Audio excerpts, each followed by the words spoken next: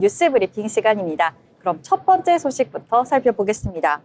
미국의 고율 관세 정책과 전기차 수요 둔화를 뜻하는 이른바 캐즘 현상이 겹치며 국내 자동차 부품 중소기업들이 새로운 돌파구를 찾아 인도로 향하고 있습니다. 30일 자동차 업계에 따르면 전기차 부품 전문 기업 모티브링크는 최근 인도 현지 완성차 업체와 핵심 전력 변환 시스템 부품 공급 계약을 체결했습니다. 현지 합작법인 설립과 함께 챗나이의 공장 착공을 준비 중이며 이르면 내년 말 양산에 들어갈 계획입니다. 솔로엠과 디엔솔루션즈 등도 인도 내 제2공장 및 산업단지 부지를 확보해 부품 생산에 속도를 내고 있습니다.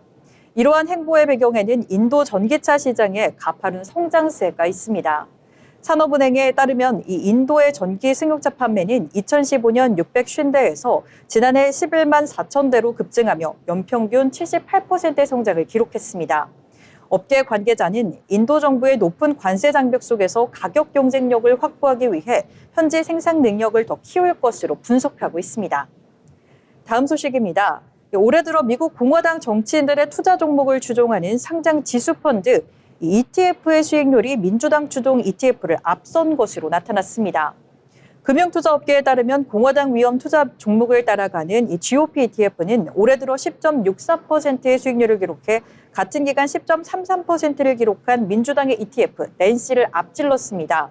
최근 한 달간 수익률도 이 GOP가 3.04%로 낸시를 1.42%보다 앞질렀는데요.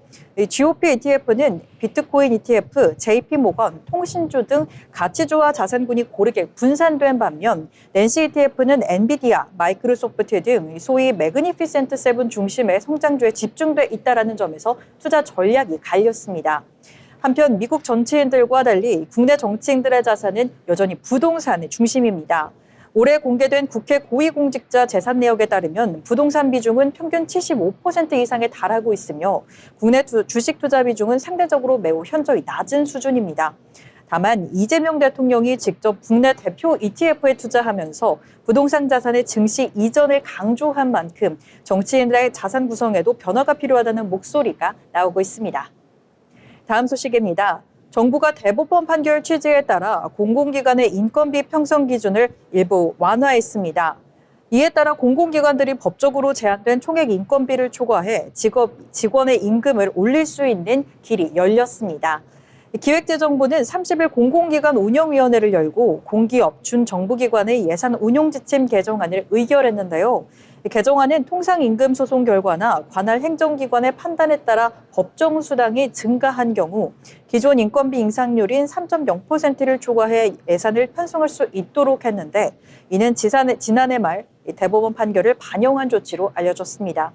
민간기업은 정기상여금 등을 통상임금에 포함시켜왔지만 공공기관은 총액 인건비 제도에 묶여 현실적으로 반영이 어려웠습니다.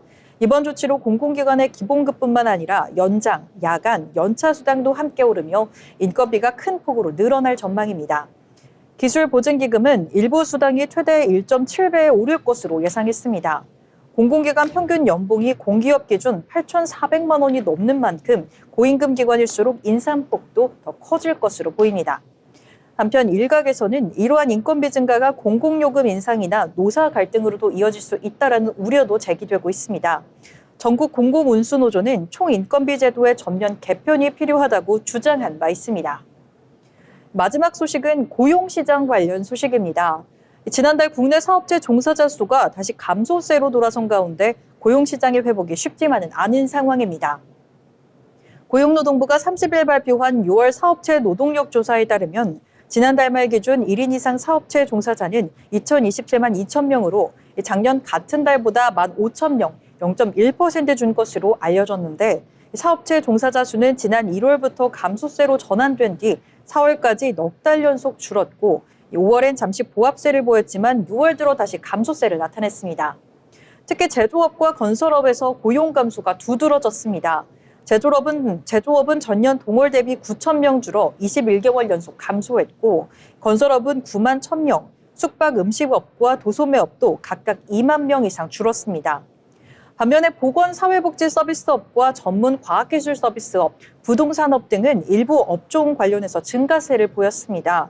종사자 지위별로는 상용 근로자가 15,000명 늘어난 반면 임시, 일용 근로자와 기타 종사자는 줄어든 것으로 나타났습니다. 한편 5월 기준 상용 근로자의 1인당 명목임금은 평균 391만 6천 원으로 전월 동기 대비 2.5% 증가했으며 실질임금은 물가 상승을 반영해 0.5% 오른 336만 8천 원이었습니다. 네, 지금까지 뉴스 브리핑 전해드렸습니다.